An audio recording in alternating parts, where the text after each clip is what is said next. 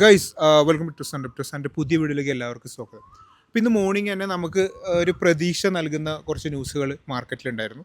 നമ്മൾ ഇന്നലെ പറഞ്ഞ കുറച്ച് കാര്യങ്ങളും മിന്നാന്ന് പറഞ്ഞ വീഡിയോയിൽ നടന്ന കാര്യങ്ങളും നടന്നിരുന്നു. അൾട്ടിമേറ്റ് യുദ്ധത്തിൻ്റെ ഒരു പുതിയ അപ്ഡേറ്റ്സ് എന്ന് പറയുന്നതെന്ന് പറഞ്ഞാൽ സീസ് ഫയർ ആണ്. ഇന്ന് ട്രംപ് ഇപ്പോൾ ഇറാനും ഇസ്രായേലും അംഗീകരിച്ചെന്ന് പറഞ്ഞിട്ട് ട്രംപ് തന്നെ വലിയ പീസ് ടോക്കിൻ്റെ നേതാവ് എന്ന നിലയിൽ സംസാരിക്കുന്നുണ്ട്.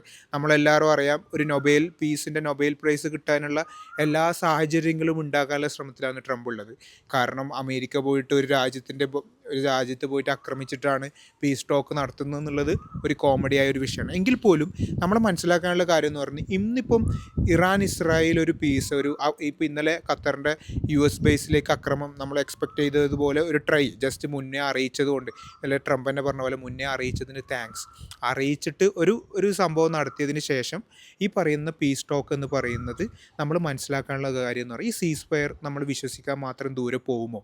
ട്രംപ് എന്താ പറഞ്ഞത്, ഈ വർഷങ്ങളോളം മിഡിൽ ഈസ്റ്റിനെ ക്രൈസിസ് ഉണ്ടാക്കേണ്ട സാഹചര്യങ്ങളുള്ള ഒരു വാറിലേക്ക് പോകുന്നതിന് തടസ്സമിട്ടു എന്നുള്ള രീതിയിൽ ട്രംപ് സംസാരിക്കുന്നത് ആ ഒരു നൊബേൽ പീസിൻ്റെ സംഭവം കാണിക്കാൻ, എല്ലാ ലോകത്തെ പ്രശ്നങ്ങളും പരിഹരിക്കുന്നത് ഡൊണാൾഡ് ട്രംപ് ആണെന്നുള്ള ഒരു ആറ്റിറ്റ്യൂഡ്. ഇപ്പോൾ ഇന്ത്യ പാകിസ്ഥാൻ ക്ലിയറായിട്ട് ഇന്ത്യ മുൻകൈ എടുത്തുകൊണ്ടാണ് കാര്യമായിട്ട് ഉണ്ടായത്.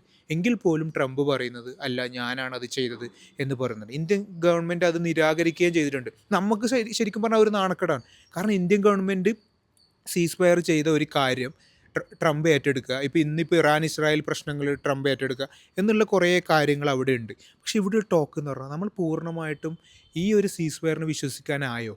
ഇതിനു മുമ്പ് എത്ര പീസ് ടോക്കുകൾ ഉണ്ടായിട്ടുണ്ട്. ഇപ്പോൾ ഇസ്രായേൽ എത്ര ഈ പറയുന്ന സീസ് ഫയർ ബ്രേക്ക് ചെയ്തിട്ടുണ്ട്. അങ്ങനെ ഒരു ദിവസം കൊണ്ട് സീസ് ഫയർ ഉണ്ടാക്കേണ്ട രീതിയിലുള്ള കോൺഫ്ലിക്റ്റ് ആണോ അവർ തമ്മിലുള്ളത് എന്നുള്ള ക്വസ്റ്റ്യൻസ് വരുന്ന സമയത്ത് ഈ സീസ് ഫയർ ബ്രേക്ക് എന്ന് പറയുന്ന ഒരു ആറ്റിറ്റ്യൂഡ് നമ്മുടെ ഉള്ളിൽ എപ്പോഴും വരണം. കാരണം എന്താണെന്ന് വെച്ചാൽ ആ ഒരു സംഭവം നടക്കാനുള്ള എല്ലാവിധ സാഹചര്യങ്ങളും ഇന്ന് മാർക്കറ്റിൽ. അപ്പം ഈ പറയുന്ന സീസ് ഫയർ ബ്രേക്ക് ചെയ്യാനുള്ള എല്ലാ സാഹചര്യം ഉണ്ടായതുകൊണ്ട് തന്നെ നമ്മളൊരു ഇൻവെസ്റ്റർ എന്ന നിലയിൽ അല്ലെങ്കിൽ ഒരു ക്രിപ്റ്റോ ട്രേഡർ എന്ന നിലയിൽ നമ്മൾ വളരെയധികം സൂക്ഷിക്കേണ്ട സാഹചര്യമുണ്ട്. പ്രത്യേകിച്ച് ഇപ്പോൾ ബിറ്റ് കോയിൻ്റെ വേർഷൻ എടുത്തു കഴിഞ്ഞാൽ ഇന്നലെ വീക്ക്ലി ക്ലോസ് എന്ന് പറയുന്നത് മെയിൻ സപ്പോർട്ടിൻ്റെ ബിലോ ആണ്. ഇന്ന് പക്ഷേ എബോവിലേക്ക് വന്നിട്ടുണ്ട്. ശരിക്കും പറഞ്ഞാൽ വീക്ക്ലി ക്ലോസ് ബിലോ ആയി വീണ്ടും ആ ഒരു സപ്പോർട്ടിലേക്ക് റെസിസ്റ്റൻസ് വരുമ്പോഴാണ് നമ്മൾ കൺഫേം ബ്രേക്ക് ഡൗൺ എന്ന് പറയുക. ഇന്നിപ്പം അതിൻ്റെ മുകളിലേക്ക് തന്നെ വരുന്നുണ്ട്. ഇപ്പം ഇന്ന് ഏകദേശം 1.52 വരെ വന്നിട്ടുണ്ട് ഈ പറയുന്ന BTC. എന്നാൽ പോലും ഇന്നലെ വീക്ക്ലി ക്ലോസ് ബിലോ ആയതുകൊണ്ട് തന്നെ ഈ ക്ലോസ് ഡൗൺ ആയത് ഇൻവാലിഡേറ്റ് ആവുന്ന രീതിയിൽ മാർക്കറ്റ് കയറണം. ശരിക്കും പറഞ്ഞാൽ സീസ് ഫയർ എന്നുള്ള ന്യൂസ് അത് ഉപകാരം ചെയ്യുന്നുണ്ട്, അതൊരു നല്ല പോസിറ്റീവ് ന്യൂസാണ്. എങ്കിൽ പോലും സീസ് ഫയർ ബ്രേക്ക് വീണ്ടും ഒരു അറ്റാക്ക് എന്നുള്ളത് നമ്മളെപ്പോഴും ഒരു കൺസേൺ ആയിട്ട് കാണുന്നതാണ്. പക്ഷേ ശരിക്കും പറഞ്ഞാൽ വേൾഡിൻ്റെ പീസ് എന്ന നിലയിൽ ഈ ഒരു സീസ് ഫയർ വളരെ ഇമ്പോർട്ടൻ്റ് ആണ്. കാരണം എന്ന് പറഞ്ഞാൽ ഈ യുദ്ധം എന്ന് പറയുന്നത് വളരെ പ്രശ്നമുള്ള യുദ്ധമാണ്. അതായത് ഇത് കണ്ടിന്യൂ ചെയ്ത് പോയാൽ ഗ്ലോബൽ മാർക്കറ്റിന് വളരെയധികം പ്രശ്നമാണ്. എന്തായാലും മിഡിൽ ഈസ്റ്റും കൂടി ഇതിൽ ഇൻവോൾവ് ആവുന്ന രീതിയിലുള്ള കണക്ഷൻ സെറ്റ് ചെയ്ത് വെച്ചിട്ടുണ്ട്. ഈ 2020 ഈ പറയുന്ന UAE ഇസ്രായേൽ കുറേ പുതിയ കരാർ ഒപ്പിട്ടുണ്ട്. അതുമാത്രമല്ല, UAE മാത്രമല്ല, സൗദി അറേബ്യ, പല മിഡിൽ ഈസ്റ്റ് കൺട്രിയും ഇസ്രായേലുമായിട്ട് കുറേ അധികം കരാർ ഒപ്പിട്ട് കഴിഞ്ഞിട്ടുണ്ട്. അതായത് അവരേത് രാജ്യത്തെ ആക്രമിച്ചു കഴിഞ്ഞാലും പരസ്പരം കൂടെ നിൽക്കുക എന്നുള്ള സെറ്റപ്പ് തന്നെ മിഡിൽ ഈസ്റ്റ് റെഡിയാക്കി ഇസ്രായേൽ വെച്ചിട്ടുണ്ട്. എന്താണെന്ന് വെച്ചാൽ ഈ എബ്രഹാം അക്കോർഡ്സ് എന്ന് പറഞ്ഞ ഒരു കരാർ ഈ പറയുന്ന UAE, ബഹ്റൈൻ, ജോർദാൻ, മൊറോക്കോ പോലുള്ള കൺട്രീസൊക്കെ ഒപ്പിട്ട് വെച്ചിട്ടുണ്ട്. അതായത് ഈ ജൂസ്, മുസ്ലിം, ക്രിസ്ത്യൻ ഈ ട്രംപിൻ്റെ ഇടയിൽ വന്ന ഒരു കരാറാണ്. ഇവരെല്ലാം ഒന്ന് ഒരുമിച്ചാവുന്ന ഒരു കരാർ സെറ്റ് ചെയ്ത് വെച്ചിട്ടുണ്ട്. അപ്പോൾ ഈ മിഡിൽ ഈസ്റ്റിൽ ഈ പറയുന്ന ഇറാന് എന്തെങ്കിലും ഈ ഒരു അക്രമം വന്നാൽ തന്നെ ഇസ്രായേലിൻ്റെ കൂടെ നിൽക്കാമെന്നുള്ള ഒരു സെറ്റ് ഓഫ് കരാർ already many of middle east countries റെഡിയാക്കി വെച്ചിട്ടുണ്ട്. ആ 2020 ശേഷം എത്രയോ എമൗണ്ട് ഓഫ് ഇൻവെസ്റ്റ്മെൻറ്റ് ആര് ചെയ്തിട്ടുണ്ട്? ഇസ്രായേൽ ചെയ്തിട്ടുണ്ട്. അപ്പം ഇസ്രായേലിന് അറിയാം, ഇപ്പോൾ അമേരിക്കനെ വെച്ചിട്ട് ഇറാൻ അറ്റാക്ക് ചെയ്തു, ഇറാന് ഈ പറയുന്ന അവിടെയുള്ള US ബേസിൽ അറ്റാക്ക് ചെയ്ത് കഴിഞ്ഞാൽ അവരെ തിരിച്ചു പറയാൻ പറ്റാത്ത രീതിയിൽ ഒരു കൺട്രോൾ അവിടെ ഇസ്രായേൽ ഓൾറെഡി സെറ്റ് ചെയ്ത് വെച്ചിട്ടുണ്ട്. അത് അവരുടെ ഒരു കഴിവനുസരിച്ച് അവർ പ്ലാൻ ചെയ്ത് വെച്ചിട്ടുണ്ട്. നമ്മൾ മനസ്സിലാക്കാൻ എന്ന് പറഞ്ഞാൽ ഈ യുദ്ധം കണ്ടിന്യൂ ചെയ്ത് പോകുന്നത് എൻ്റയർ മിഡിൽ ഈസ്റ്റിന് ഭയങ്കര ക്രൈസിസാണ്. കാരണം ഈ പറയുന്ന ഇറാനും ഈ പറയുന്ന ഇസ്രായേലിൻ്റെ കൂടെ നിൽക്കുന്ന മറ്റു സുന്നി രാജ്യങ്ങളും ഇറാൻ എന്ന് പറയുന്ന ഒരു ഷിയ രാജ്യങ്ങളും ആ ഒരു പേഴ്സ്പെക്റ്റീവിലുള്ള യുദ്ധവും ഒക്കെ ഉണ്ട്.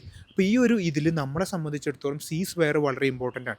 പക്ഷേ ഇത് ബ്രേക്ക് ചെയ്യപ്പെടുമോ എന്നുള്ളതാണ് നമ്മളൊരു concern, as A investor concern ചെയ്ത് വെക്കേണ്ടത്. പക്ഷേ ഒരു മിനിമം എമൗണ്ട് ഓഫ് ടൈമിൽ ഈ പറയുന്ന സീസ് ഫയർ നിന്ന് കഴിഞ്ഞാൽ, ഈ കോൺഫ്ലിക്റ്റുകൾ നിന്ന് കഴിഞ്ഞാൽ നമ്മളെ ബുൾ മാർക്കറ്റിനെ സംബന്ധിച്ചിടത്തോളം, ക്രിപ്റ്റോയെ സംബന്ധിച്ചിടത്തോളം അത് അതിൻ്റെ അടുത്ത ഫേസിലേക്ക് പെട്ടെന്ന് തന്നെ പോവാനും പെട്ടെന്ന് തന്നെ എന്ത് ചെയ്യപ്പെടാം, ഈ പറയുന്ന മാർക്കറ്റ് വീണ്ടും പ്രശ്നങ്ങൾ വരും. അൾട്ടിമേറ്റ് ബിയർ മാർക്കറ്റ് വീണ്ടും വരുമല്ലോ. അപ്പോൾ ഈ പറയുന്ന യുദ്ധങ്ങളായിരിക്കും, ചിലപ്പോൾ ഇത്തരം വലിയ പ്രശ്നങ്ങളായിരിക്കും അതിൻ്റെ സോൾ എന്ന് പറയുന്നത്. ഇപ്പോൾ BTC ഡോമിനൻസിനെ കുറിച്ച് നമ്മൾ സംസാരിക്കുന്ന സമയത്ത് നമ്മളുടെ ഇടയിൽ നമ്മൾ മുമ്പേ പറയുന്ന ഒരു വിഷയമാണ് 71% എന്ന് പറയുന്നത്. 71% എത്തിക്കഴിഞ്ഞാൽ നോർമലായിട്ട് ഈ ബുൾ മാർക്കറ്റിൻ്റെ BTC ഡോമിനൻസിൻ്റെ പീക്ക് എത്തുകയും അവിടുന്ന് സാധാരണഗതിയിൽ ഒരു 15% ഡിപ്പ് ഉണ്ടാവുകയും ചെയ്തിട്ടുണ്ട്. നമ്മൾ പലപ്പോഴും ആൾട്ട് കോയിന് കയറുന്നത് കാണുന്നതെന്ന് പറഞ്ഞാൽ BTCൻ്റെ ഒരു ഡിപ്പ് എന്ന് പറയുന്നത് 3-4% ഉണ്ടാകുമ്പോൾ, അപ്പോൾ ഒരു 15-16% ഡിപ്പ് ഉണ്ടാകുമ്പോഴാണ് നമ്മൾ റിയൽ ആൾട്ട് കോയിൻ സീസണിനെ എക്സ്പെക്ട് ചെയ്യുന്നത്. അതെന്ന് പറയുന്നത് ഞാൻ ഇന്ന് നിങ്ങൾ പബ്ലിക് ഗ്രൂപ്പിൽ ഇട്ടതുപോലെ നമ്മൾ വിചാരിക്കും ആൾട്ട് സീസൺ ഇനി ഉണ്ടാവില്ല, കാരണം മാർക്കറ്റ് വളരെ ഷോക്കല്ലേ, വേൾഡ് വൻ സീനല്ലേ. പക്ഷേ ഞാൻ നിങ്ങളോട് പറയുന്നത് വെച്ചാൽ ഒരു പീ സ്റ്റോക്ക് ഒരു പ്രശ്നങ്ങളെല്ലാം ഒന്ന് ഒതുങ്ങിക്കഴിഞ്ഞാൽ ശരിക്കും പറഞ്ഞാൽ ആൾട്ട് സീസൺ വരുമ്പോഴാണ് ഏറ്റവും കൂടുതൽ ആൾക്കാരുടെ മണി ലോസ് ഉണ്ടാവുക. കാരണം ഏറ്റവും കൂടുതൽ ഫോമോ വരിക, കുറേ ആൾക്കാർ മണി സ്റ്റക്ക് ചെയ്യുക എന്ന് പറയുന്നത്. ഇപ്പോൾ ഈ മാർക്കറ്റ് ഡൗൺ ആകുമ്പോഴല്ല ശരിക്കും മണി സ്റ്റക്ക് ഉണ്ടാവും, വെയിൽസിന് പ്രോഫിറ്റ് ഉണ്ടാവും. വെയിൽസ് ശരിക്കും പറഞ്ഞാൽ ഈ പറയുന്ന നല്ല എമൗണ്ട് ഓഫ് ഇൻവെസ്റ്റ് ചെയ്തതിന് ശേഷം, ബ്ലാക്ക് റോക്ക് ആയാലും വലിയ വലിയ ടീംസ് ഇൻവെസ്റ്റ് ചെയ്തതിന് ശേഷം അവർ വിഡ്രോ ചെയ്യുന്ന ഒരു പീരീഡ് ഉണ്ട്.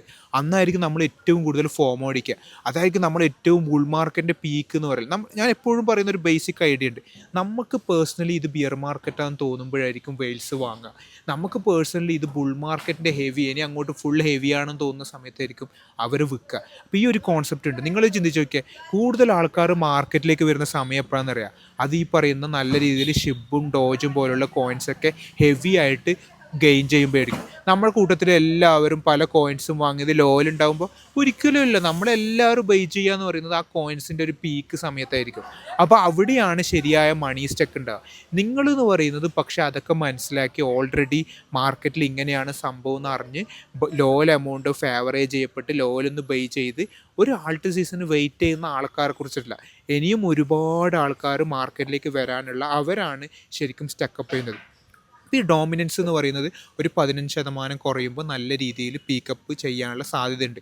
അതായത് ഇനി വെറും ഒരു 5% കൂടിയാൽ മതി ഈ പറയുന്ന ഒരു ഓൾ ടൈം ഹൈ BTC ഡോമിനൻസിൽ ഉണ്ടാവാനുള്ളത് നമ്മൾ മനസ്സിലുണ്ടാവണം. അതായിരിക്കാം ചിലപ്പോൾ മാർക്കറ്റിൻ്റെ പീക്ക് സിറ്റുവേഷൻ. എന്തായാലും ബിയർ മാർക്കറ്റ് വരും എന്നുള്ള കാര്യത്തിൽ കൺഫ്യൂഷൻസ് ഉണ്ടാവരുത്. അതും ഈ പറയുന്ന വേൾഡിലെ പല പ്രശ്നങ്ങളും ചിലപ്പോൾ എന്തെങ്കിലും ഒരു ഇതായിരിക്കും. പിന്നീട് അങ്ങോട്ട് ഒരു 3 വർഷത്തോളം ബിയർ മാർക്കറ്റ് ആയിരിക്കും. അതിനുള്ള സിറ്റുവേഷൻസ് ബിൽഡ് ചെയ്യുന്ന രീതിയിൽ ഇന്ന് വേൾഡ് പോയിക്കൊണ്ടിരിക്കുന്നുണ്ട്.